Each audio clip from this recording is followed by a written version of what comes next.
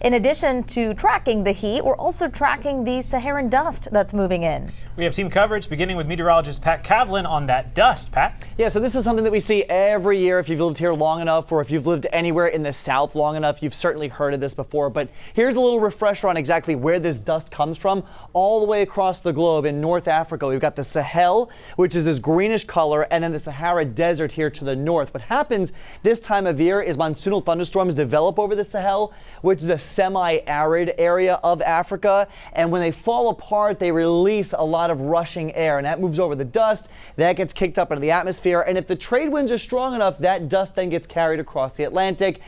And if everything is just right, I mean, it can make it all the way to us here in southeast Texas. And that's what we're going to see as we get into tomorrow. So high pressure over the Atlantic. That's the steering force behind this. The winds flow around that clockwise, and they take that dust all the way through the Caribbean. Now, it's been in Florida the last few days. We're going to get a batch moving through here as we get into the next few days, although the concentration for this dust seems fairly low. So here are the impacts. It arrives tomorrow, and it will stick around all the way through Friday. Now, typically with this, the main impacts that we get, hazy skies and a drop in rain chances, because that dust is a lot of dry air, and so it's a really hard time for clouds to develop and to grow through that dusty layer. So those are the impacts that we're expecting.